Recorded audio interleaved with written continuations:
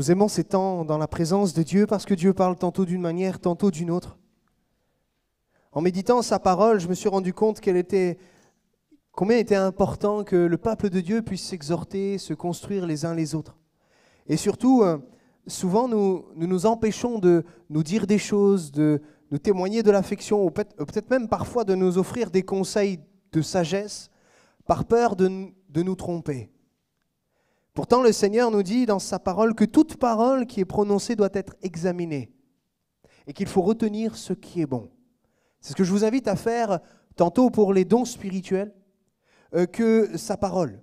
Gardez ce qui vient de Dieu, car l'homme est un outil entre les mains de Dieu qui a besoin d'être poli, aiguisé. Amen. Mais tant qu'il reste un outil entre les mains de Dieu, alors il peut porter du fruit. Alléluia. Elle est là la bonne nouvelle. C'est que Dieu nous a aimés en premier et qu'il nous a choisis pour que nous puissions porter du fruit. J'aimerais lire avec vous quelques passages de la parole de Dieu.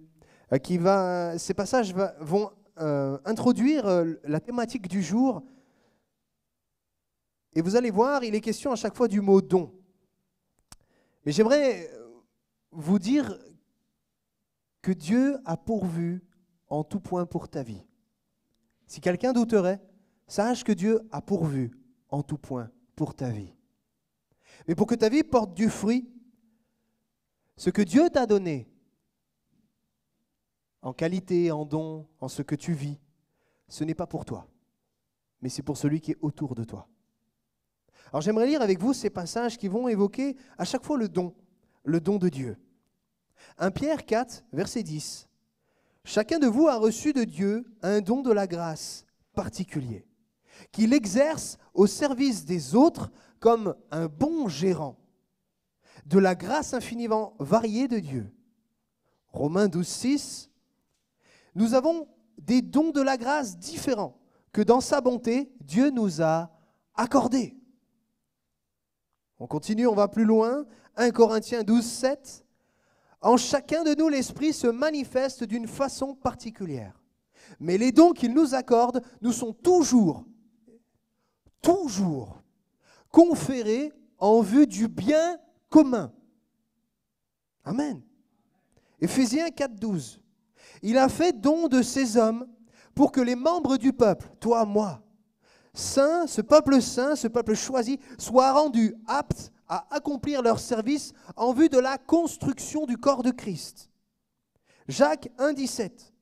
Toute grâce excellente et tout don parfait descend d'en haut, du Père des Lumières, chez lequel il n'y a ni changement ni ombre de variation. Amen. Et on termine par ce dernier verset, cette dernière lecture, Jacques 4, verset 17. Celui donc qui sait faire ce qui est bien et qui ne le fait pas commet un péché. Je relis ce verset puisqu'il est un point d'orgue dans mon introduction. Celui donc qui sait faire ce qui est bien et qui ne le fait pas commet un péché.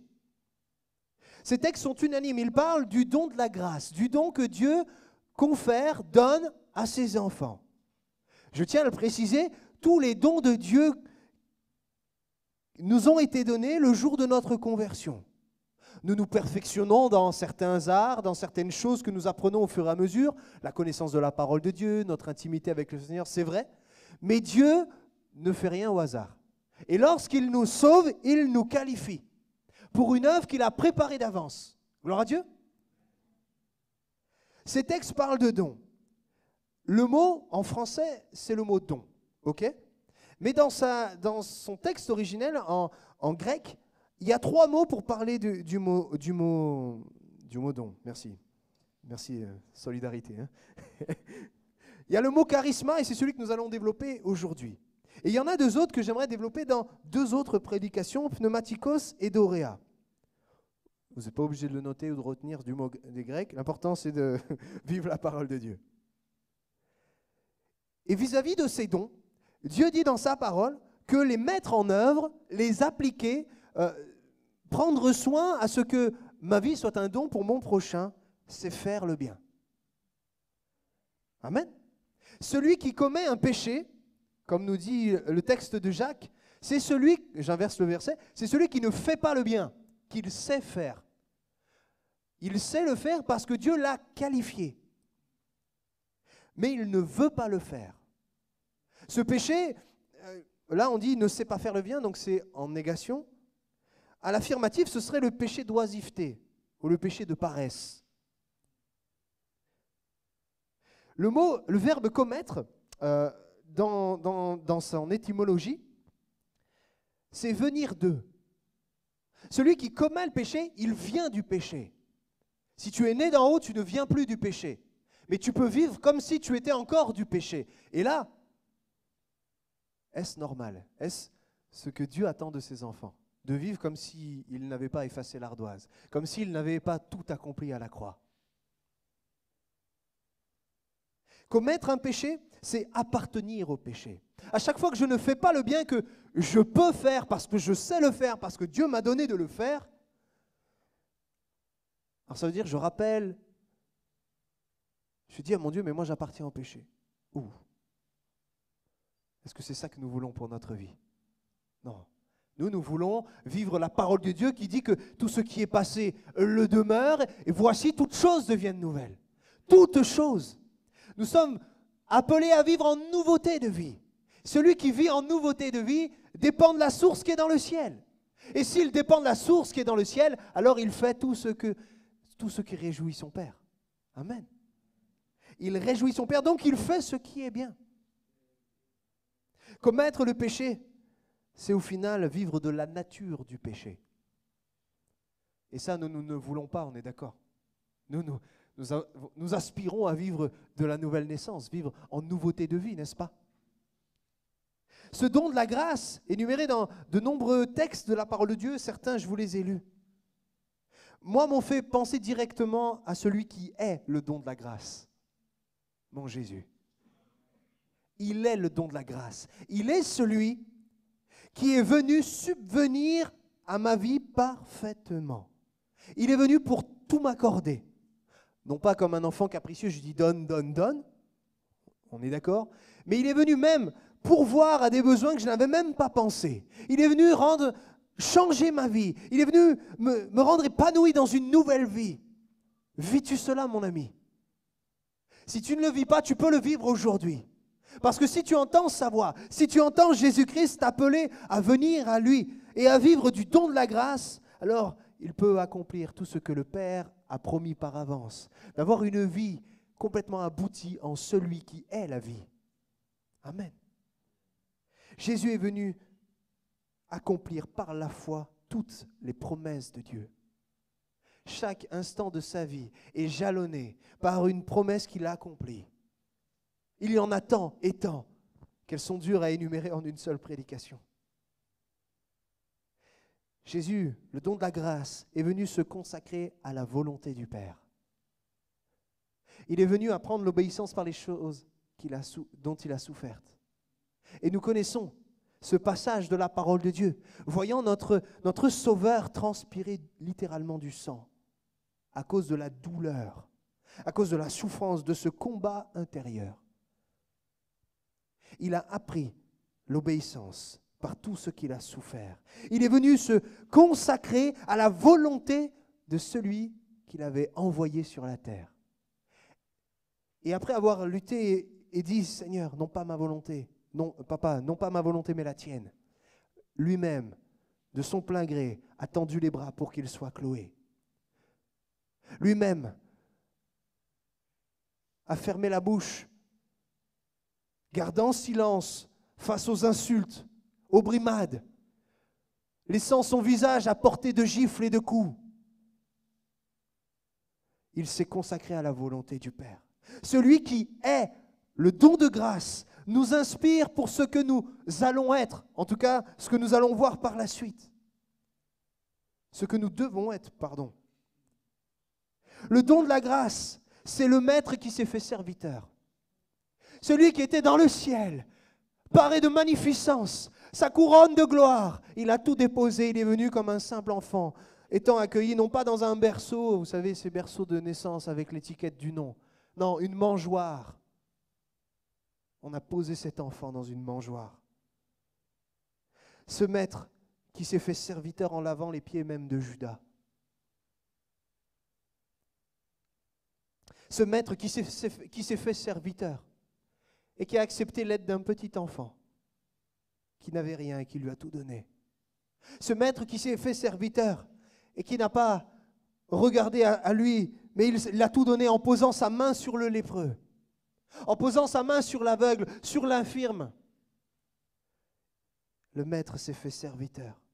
Jésus, le don de grâce, est venu enseigner les foules dans la vérité du plein évangile. Il est venu encourager les foules, tous ceux qui voudraient bien l'entendre, à poursuivre le chemin de la vie. Car il l'a dit, je suis le chemin qui conduit à la vie éternelle. Encourageant et enseignant, exhortant à poursuivre le chemin qui est parfois très resserré. Mais c'est celui de la vérité, loin du compromis. Jésus, le don de grâce, est venu offrir sa vie généreusement sur la croix pour toi et pour moi. Il a pris notre place pour nous offrir un libre accès auprès du Père. Jésus, ce don de grâce, est venu déployer un zèle pour la sainteté de sa maison. Nous le voyons, fouet à la main, renversant la table des changeurs, ceux qui prenaient la présence de Dieu pour faire commerce et s'enrichir personnellement.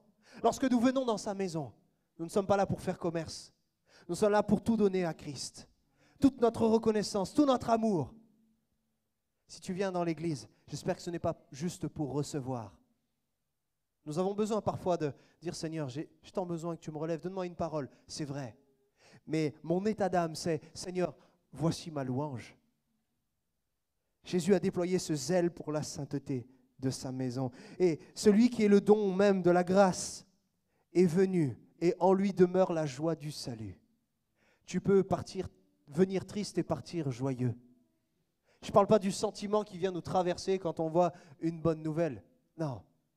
Je parle de cet état d'âme, un cœur changé, renouvelé, transformé, régénéré. Alléluia. Mais revenons à l'Église. Jacques 1, 17 nous dit que toute grâce excellente et tout don parfait descendent d'en haut. Et dans Romains 12, 6, Paul dit aux Romains, nous avons des dons de la grâce différents que dans sa bonté, Dieu nous a accordés. À qui par le salut en Jésus-Christ, Dieu nous a qualifiés d'au moins un don. Ne dis pas que tu n'as rien reçu. Ok ? Je les connais, les gens, ils disent, mais moi je ne sais rien faire, je n'ai rien de bon. Non. Jésus a dit, tout est accompli. Donc son sacrifice est suffisant pour pardonner tes fautes. À combien plus forte raison, son sacrifice est tout à fait prodigieux pour pouvoir, par la vie de l'Esprit en nous, pour le bon fonctionnement de son Église. Pour que sa bien-aimée parvienne à la maturité. Pour que sa bien-aimée demeure et reste la colonne et l'appui de la vérité. Mais ça passe par chacun d'entre nous. Parce que vous avez été bien attentifs, vous avez vu que chaque don a été donné à tous. C'est-à-dire que tout le monde, sans exception, reçoit de Dieu une mesure de sa grâce pour pouvoir, à la maturité de son frère, de sa sœur, à la consolation de celui qui pleure. Amen. Alléluia. Tu es utile entre les mains de Dieu. Si et seulement si tu te places entre les mains de l'artisan.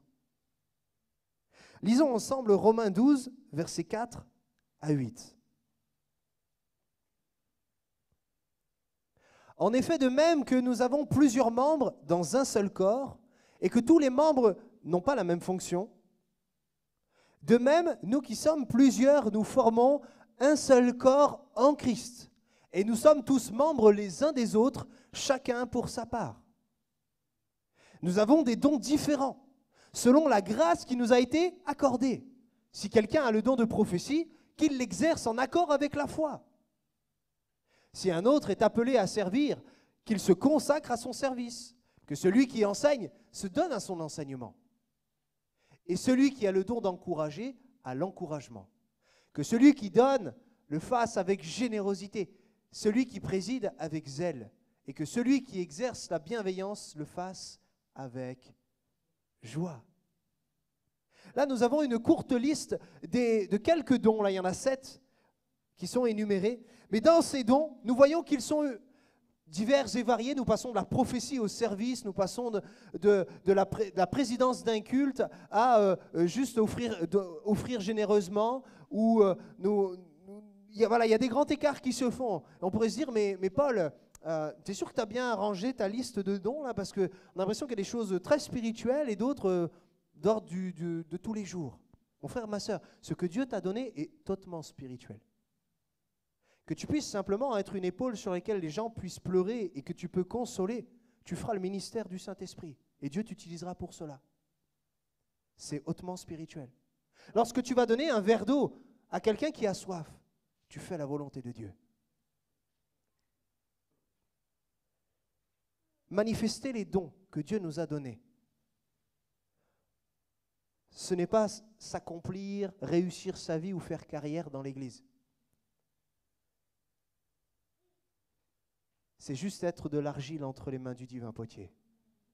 Et de cette argile humide, semblable à de la boue, nous devenons un vase en son honneur.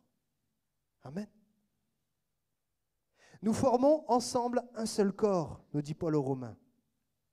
Et ce corps, il a des membres, et nous sommes membres les uns des autres. Vous savez, la bouche et les oreilles n'ont pas beaucoup de points communs. Pourtant, nous avons 2 fois plus d'oreilles que de bouches. C'est-à-dire que même notre anatomie nous dit passe plus de temps à écouter qu'à parler. Ça évite de dire des bêtises. Mais chaque membre de notre corps a une utilité. Chaque membre, chaque organe, chaque cellule de notre corps, chaque enzyme, tout ce qui compose notre corps a une utilité. Mais est-ce que l'oreille va dire à la bouche, moi je voudrais bien parler à ta place un peu? Elle ne peut pas. Parce que ce n'est pas ce qui lui est donné de faire. Et la bouche ne pourra pas entendre non plus. Parce que ce n'est pas sa fonction. Mon frère, ma soeur, si tu es né de nouveau, tu appartiens à l'Église. Parce que tu as compris qu'elle était la bien-aimée de Dieu. Alors, tu seras semblable à une bouche, une oreille, un petit doigt. Tu es utile à l'ensemble du corps. As-tu compris cette vérité? Qu'importe ce que tu es à tes yeux, aux yeux de Dieu, tu as une infinie valeur. Tu as la valeur du prix de la vie de son Fils sur la croix. Le sang a recouvert tes fautes. Et semblable à des vers correcteurs, Dieu nous voit à travers ce sang qui nous a purifiés de toute souillure. Et parce que son œuvre est parfaite et s'accomplit par le ministère du Saint-Esprit dans celui qui se transforme du coup, parce que tu es né de nouveau, tu deviens le temple du Saint-Esprit. Et parce que Dieu t'habite par son esprit, il t'utilise. Non pas comme un chiffon qu'il va jeter, mais il prend le temps et il recommence, comme l'argile sur le tour. L'argile en soi, je l'ai dit tout à l'heure,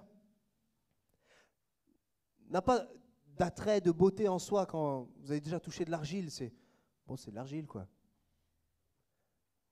Par contre, nous payons des dizaines d'euros pour aller voir des poteries dans des musées. Il y a un profond décalage. Pourquoi? Parce que cette argile qui n'avait pas de valeur a été placée sur le tour. Et parce que l'argile a été à la bonne place, elle a été transformée en vase d'honneur. L'important, c'est d'être sûr d'être sur le tour et d'être dans les mains de celui qui nous façonne. C'est comme ça que nous mettons en pratique ces dons.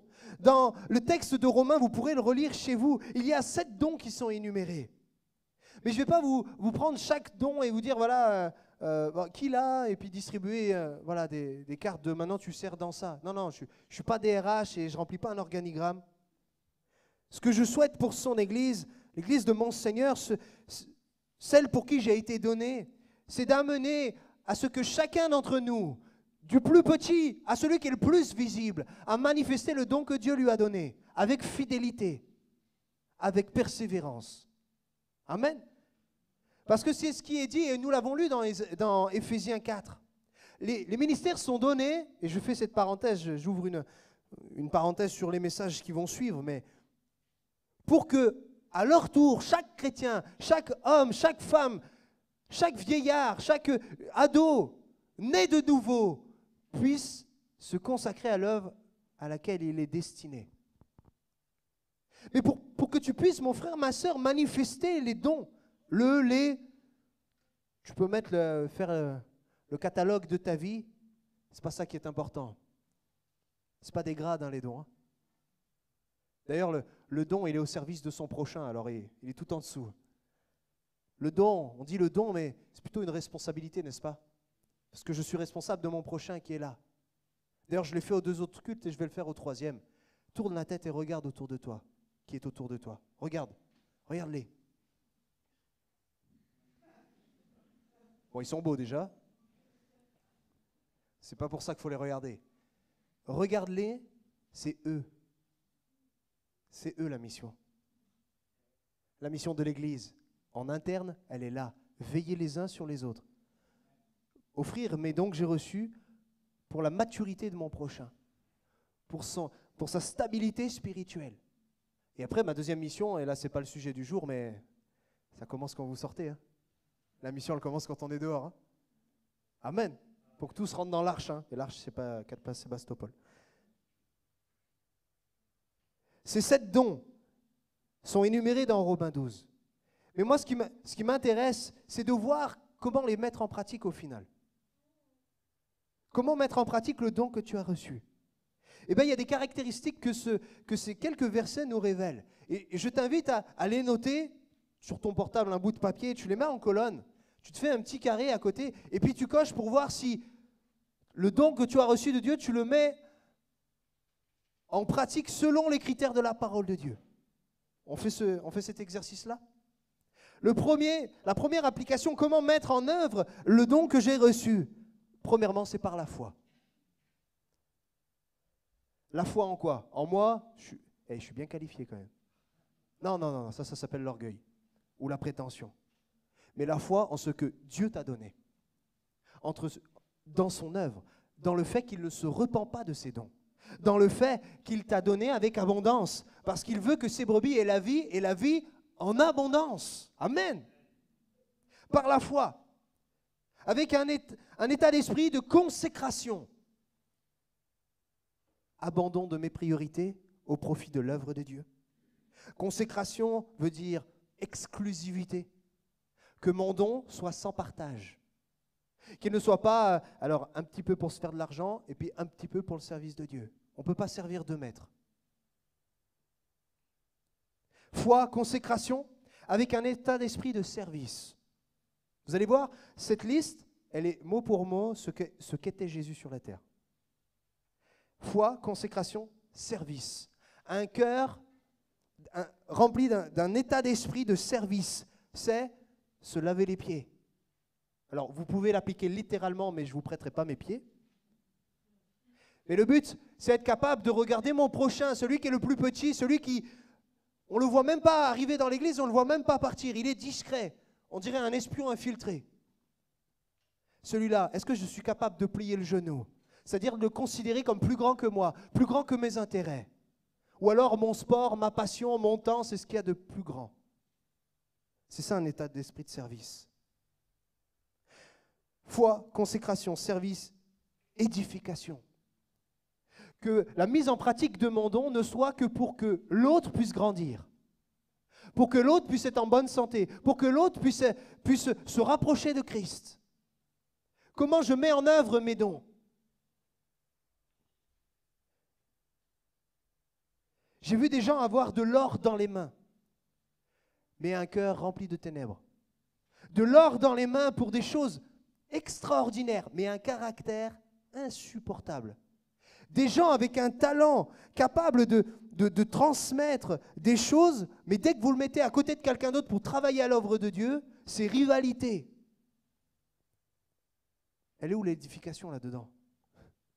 Si Dieu t'a donné quelque chose, c'est pour ton prochain. C'est pas pour toi, pour que tu sois bien dans... Moi, j'avais décidé que ça se passerait comme ça, A, B, petit c, B'. Non. C'est selon le plan de Dieu. Donc, vu que tu mets en œuvre ton don pour que l'autre soit construit, alors, dans la manifestation de mon don, je suis une lettre lue. Et cette lettre, il n'y a que marqué Jésus dedans. Et quand on me voit, on voit Christ. Alléluia. Vous connaissez certainement ce témoignage d'un prisonnier dans un régime totalitaire. Il se retrouve dans la même cellule qu'un missionnaire. Et ce missionnaire qui a tout perdu, qui littéralement est en train de mourir de maigreur à cause du peu de nourriture qu'on lui donnait, aurait pu se dire dans sa cellule, je vis mes derniers jours, Seigneur, tu m'as abandonné, laissé dans ma cellule, à quoi bon? Mais cet homme était animé d'un feu. Et lorsqu'il vient, il voit arriver dans sa cellule un parfait inconnu, il commence à parler avec lui. Et il commence à lui témoigner. Dans le lieu même où il aurait eu que beau se lamenter et dire « Mais Seigneur, tu m'as abandonné », légitimement, sa condition était terrible. Il a témoigné à ce parfait inconnu. Et alors que nous sommes dans un pays loin d'être d'un arrière-plan catholique, il lui dit « Mais il faut que tu places ta confiance en Jésus ». Et là, l'homme lui dit « Mais Jésus, j'ai jamais entendu ce prénom. Qui est Jésus ?» Alors il commence à lui parler des écrits. Une Bible. Quoi? C'est quoi une Bible? Complètement isolée des réalités que nous connaissons. Et alors cet homme un peu dépourvu va dire, alors c'est pas de la prétention ce qu'il dit. Il dit Jésus, si tu me vois moi, tu vois Jésus. Et ce n'était pas de la prétention d'un missionnaire. C'est que cet homme avait l'assurance d'avoir conformé sa vie et les dons qu'il avait reçus à ressembler à Jésus-Christ. Et cet homme dans la prison, vous savez quoi? Quand il a vu cet homme, il a dit, mais si Jésus, il est comme toi, alors je crois qu'il est venu pour sauver ma vie. Et cet homme, sans avoir rencontré ni lu aucun verset, dans cette cellule, a été convaincu par le Saint-Esprit en plaçant son espérance en celui qui était venu pour sauver sa vie. Et cet homme s'est converti. Nous sommes appelés à avoir un caractère en adéquation de Christ. Sinon, le talent que j'ai reçu, alors j'ai qu'à beau l'enfouir et être appelé mauvais serviteur. Parce que je ne pourrais le faire fructifier. Foi, consécration, service, édification, encouragement. Nous connaissons ce nommé Barnabas, le fils de l'exhortation. Cet homme qui a eu un regard bienveillant sur Jean-Marc, qui a su lui donner une deuxième chance, qui a su valoriser, prendre patience avec ses erreurs. Et oui, il avait été peu courageux, il avait abandonné Paul en mission. Oui, il avait ses torts, Jean-Marc. Mais Barnabas a su voir en lui ce que Dieu lui avait donné. Et il a pris le temps. Un regard bienveillant dans la manifestation de mes œuvres va m'empêcher de critiquer, médire, me plaindre. En disant, mais on est encore en retard. Ah oui, mais là, on n'a pas commencé la répète à l'heure. Ah mais si, ah mais ça va pas. C'est comme si, il faut que, et il n'y a qu'à. Un encouragement. Celui qui est bienveillant fait preuve d'humilité. Parce qu'au final, il considère l'autre comme plus grand et plus important que lui-même. Pour mettre en œuvre ce don, tu as besoin de le faire et de l'appliquer avec générosité. Générosité ne va jamais sans amour. Jamais. On ne peut pas donner avec générosité si mon cœur n'est pas passionné par la chose. Ou alors nous sommes comme une cymbale, juste on va faire du bruit. Si je prenais la place de Pierre derrière la batterie, vous entendrez ce que dit le texte d'un Corinthiens 13. Juste une cymbale qui fait du bruit. Ça ne sera ni dans le temps, ni mélodieux, je vous rassure. Foi, consécration, service, édification, encouragement, générosité, il en reste 2, zèle, la passion, l'ambition spirituelle. Le fait d'aller dans cette carrière qui est ouverte. Elle est ouverte, alors je fonce, je vise l'objectif. Ce n'est plus mon objectif, c'est celui que Dieu m'a donné. Et parce qu'il nous qualifie, il nous donne aussi un objectif. Il ne va pas nous donner juste de savoir bien jouer d'un instrument, bien chanter, bien gérer les finances, tout ça pour avoir un compte en banque, une épargne qui soit florissante. Il le fait pour que tu puisses t'occuper des œuvres de Dieu et de ton prochain. J'admire les sœurs là qui, semaine après semaine, reçoivent comme des assistantes sociales dans l'église pour aider ceux qui en ont besoin. Et elles font ça avec cœur, avec transparence, personne ne le voit. Mais elles le font avec persévérance depuis tant d'années. J'admire tous ces moniteurs d'école du dimanche qui, avec zèle et passion pour les plus petits, prennent de la patience pour essayer d'expliquer l'Évangile à des enfants. Mon frère, ma sœur, sois renouvelé. J'admire ceux qui, au péril de leur vie, ont traversé les frontières, ont perdu tout. On a en face de nous, dans cette église, un couple qui a payé le prix pour accomplir ce que Dieu avait mis sur leur cœur. Je ne fais pas ça pour les rendre dans l'embarras, et je suis désolé pour l'embarras que je vous cause. Mais c'est qu'il y en a qui ont payé le prix. Le zèle nous pousse à aller plus loin que mon confort, plus loin que moi. C'est plus moi qui vis, mais c'est Christ qui vit en moi. Et je vais plus loin. Et enfin, au final, ce n'est que la conséquence de tous ces autres critères. Je le fais avec joie. Quand tu sers dans l'église, quand tu prends ta place aux côtés de tes sœurs et tes frères, quand tu vas visiter quelqu'un qui est dans le besoin, quand tu vas sortir de ta zone de confort pour prendre soin de quelqu'un, le fais-tu avec joie? Parce qu'il y a d'abondantes joies. Il y a une joie, un épanouissement extraordinaire, divin, hautement spirituel, lorsque tu accomplis ton service avec joie, que tu manifestes ton don avec joie. Enfin, je citerai pour conclure une parole de Jésus. Vous avez reçu gratuitement. Donnez gratuitement. N'attendez pas comme salaire la gratitude. N'attendez pas comme salaire, c'était bien. Tu as reçu gratuitement. Donne gratuitement. Offre de manière désintéressée. Donne-toi pour l'œuvre. Donne-toi tout entier. Persévère. Sois fidèle. Alléluia.